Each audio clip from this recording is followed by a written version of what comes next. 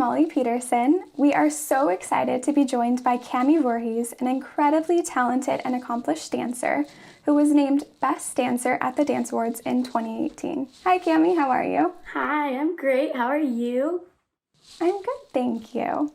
So to start, tell us a little bit more about yourself. How old are you and how long have you been dancing? I'm Cami and I'm 12 years old. I've been dancing for about 10 years now, so it's been a really long time. Why did you start dancing in the first place? So I started dancing because I was born with a disability called extreme femoral anteversion. So that prevented me from walking correctly. So my legs were turned in, they were twisted, and my doctor said I would either have to go to physical therapy or get my hips broken at age 8, or he said just go and take ballet. So I started taking ballet class and then I just really fell in love with dance and then started doing more styles from there. And it's gotten me to a pretty great place, I'd say. I'm happy that I continued dancing. Wow, that's incredible. So speaking of training, where are you currently dancing and how have you been training with these unprecedented times of COVID? Yeah, so I pretty much mainly I train at home in like my living room or basement. I take all ballet on CLI Studios, which that is such a help for sure. And then Miss Chelsea, we have rehearsals over Zoom and we have classes over Zoom all the time. And I always take, if there's a Break the Floor live with Break the Floor or an online dance convention, I'm always taking that because I want to get as much dancing as possible as I can at home. Right. Well, that's great. I mean, there's so many dancers that are really adapting right now and finding new ways to train, so that's wonderful. What do you consider your greatest accomplishment? What was it like to accomplish that goal? I'd say my greatest accomplishment was definitely winning the Dance Awards in 2018 and just like assisting with the faculty at Break the Floor. It was something that I wanted to do my whole life, and I'm so thankful that I got that opportunity and that I got to learn from those amazing choreographers almost every single weekend and just like the rehearsals. I've never really like worked that hard in a whole year. So I'd say that was definitely my greatest accomplishment. So, how did it feel to be selected as the best dancer at the Dance Awards? It felt so amazing because I was so shocked. I did not believe that it actually happened. I still had another year in that age division, so I was like, oh, there's no way. I still have another year to try again. And as soon as it happened, I just started crying on stage.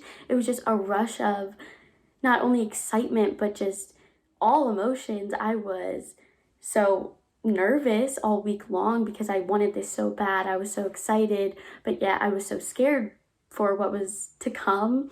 But then just after the fact, once I started assisting and performing, it's just so amazing. And I think best going for best dancer and winning best dancer is one of the best like learning experiences anybody could probably ever do when you're little, because I learned so much from just like assisting and having to pick up the choreography fast or having to go in groups over and over and over and over and over again. But yeah, it felt so amazing and just crazy. I'm so grateful and I still can't believe it happened to this day. Right. And just, that feeling of all of your hard work was finally recognized and worth it. That's makes it all the more enjoyable. If you were thinking about dreaming big, what is your greatest dream for yourself for the future? I talk about this all the time, but I definitely want to move to Amsterdam and go to the Netherlands Dance Theater if I could. That's just a dream of mine, and my sister also wants to move there too. Not for dance, but so that's definitely a huge dream of mine is to go there. Or also touring with like a company like Break the Floor, teaching, just being a choreographer and traveling all over the country. Those are definitely my big goals in life. That's wonderful. What challenges have you overcome in your career and personal life? I know you spoke about how when you were younger you had a lot of physical challenges. Have there been anything else you faced along the way? Well, when you're a competitive dancer, you go through a lot of stress and it can be hard sometimes and it makes you, sometimes you're defeated if you don't do well and then you just overthink about it. Um, I've definitely overcome so many challenges like that. Because dance can be so stressful and you're at rehearsal for 10 hours a day straight and it can give you such like bad anxiety and just you get so tense. Um, but I've come to realize that should not be about stress and it shouldn't be about anxiety. It should be about fun. And dance is something that you love to do and that you want to have fun doing, and it shouldn't be about stress. And that's such a good outlook. I know a lot of people struggle with stress and anxiety when it comes to dancing, so that's great to hear. Where do you find your inspiration? Who or what inspires you the most? Definitely my dance teacher, Miss Chelsea, that I already talked about. I If I could just be like her someday, she not only dancing wise, but she's just an amazing person and she doesn't have a bad bone in her body. She would do anything for anybody any day. Um, Not only that, she's just an incredible dancer and choreographer and she cares so much about her kids, her students, and she still makes time for her family that she has. She inspires me so much. What piece of advice do you have for other dancers?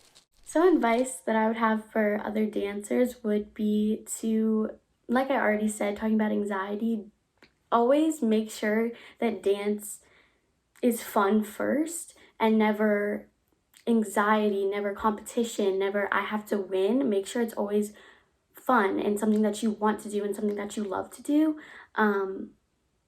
Because if someone asks you who you are, you don't say I'm a dancer. You're a person first. So the things that you love, those should come first. Make sure you have a balance between being a dancer, but also just being a person and making sure you take care of yourself that way. Yeah. Yeah, I think that's so important. And I think, we learn that along the way and it takes us time to find that balance. So it sounds like you've already started making that a priority, which is great to hear. What's something that you think people would be surprised to know about you? A lot of people are surprised to know about me, like when they get to know me, is that I mainly only train in ballet. A lot of people think that I am just a contemporary dancer, but I train in ballet more than anything else. Like about 30 hours a week, and like I'd say at least 20 of them is just ballet. But a lot of people get very surprised to know that I do ballet a lot more than people would think. Yeah, well, that's great. And I think that helps. I mean, obviously, when people watch you dance, they can see what a great technician you are and your control and strengths. I think a lot of that must come from your ballet training. So that's awesome. So in closing, what new and exciting things are you looking forward to accomplishing? I'm excited.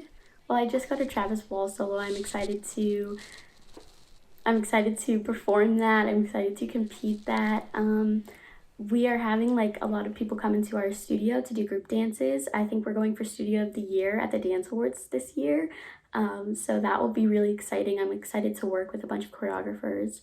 Like I worked with Teddy Forens and I think we're working with Danny Lawn. We just have so many people coming in and I'm so excited to work with them. That's wonderful. Nice fresh take to the competition world, especially moving forward with the new platform. So that's wonderful. Is there anything else you'd like to share with our listeners? Something I'd like to say is that make sure that you are always practicing at home because it can be really hard during these times to lose motivation, and always make sure that you are just really focusing on dance, especially because right now we're going through hard times with COVID. Make sure that you don't lose motivation and don't lose your love for dance. And I'd say just always work hard. That's great. Yeah, that's so important, especially right now. Yeah. Well, thank you so much for spending some time with us today. We've loved getting to know you, and we hope your story will help inspire other dancers to unleash their inner muse and reach new limits. You can follow Cami's journey on Instagram at Cami Voorhees. Take care, and thank you so much for listening to Dance Muse.